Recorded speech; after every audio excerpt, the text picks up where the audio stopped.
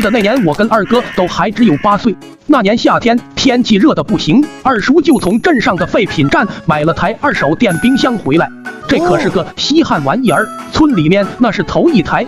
村长当时就找到二叔，跟他商量能不能将这台冰箱借给村委会。如果可以，村长就会将二叔的名字写上村史。面对如此巨大的诱惑，二叔想都没想，一脚就将村长踢出了家门。晚上，当二叔拿出那冻得冰凉的西瓜时，全家人都感受到了来自夏天的凉爽。从此以后，那台2手电冰箱就成了二哥全家的宝贝。饶是以我跟二哥的关系，他也不许我去动电冰箱。那天正值下雨，天气闷热的不行。二哥放学回家，准备到冰箱里拿瓶冰水，然而拿出来的水却无半点凉意。二哥望着瓶中的水，顿时就慌了神。他连滚带爬的跑到了我家，一脸慌张的对着我说：“不好了，阿锤，我爸新买的那冰箱坏了，水都不冰了。”此时外头传来一声惊雷，我跟二哥四目相对。二哥，你猜是不是因为打雷，所以你爹将冰箱里的电给拔了？听到我的话，二哥这才反应过来，原来如此。但是阿锤，我现在好热啊，好想喝冰水啊！听到二哥这样的要求，我眼珠一转，这还不简单？你只要回家重新把电插上，不就可以了吗？可是这样冰箱会不会被雷劈呀？你怕个毛啊！要想被劈，哪有这么容易？你活了那么久，听说过有冰箱被雷劈吗？也是哦，我都活了8年了，也没有听过哪家的冰箱被雷给劈了呀。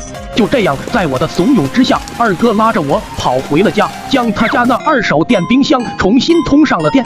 冰箱冒出寒气，二哥扔了2瓶可乐进去，紧接着拉着我便走进了他的房间。阿锤，来我房间玩，哥哥我带你去看好康的。开玩笑，我超勇的好不好？什么好康的我都敢康。另外一边，二叔和俺爹正冒着雨往家跑。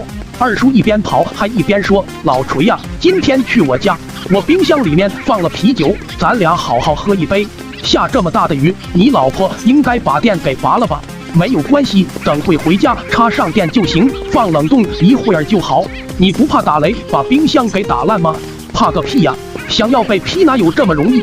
你活了这么久，有听说过别人的电冰箱被雷给劈烂了吗？”吱啦一声，两人跑进了家门。正在房间里玩游戏的二哥和我完全不知情。客厅里，俺爹站在一旁，二叔则慢悠悠地走向了冰箱。屋外乌云密布，电闪雷鸣。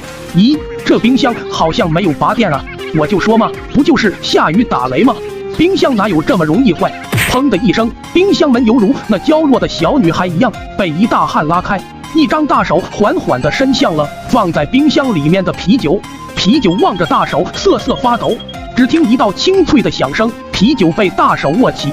此时屋外一道惊雷响过，滋啦的电流声顺着电线传导到冰箱上。由于冰箱电路老化，电流传导到冰箱接口时变成了火花。紧接着一道巨响响彻了整个五龙村，饶是外面倾盆大雨都不能掩盖。第二天，满头是包的二叔与二哥两人扛着电冰箱去到了镇上的修理站。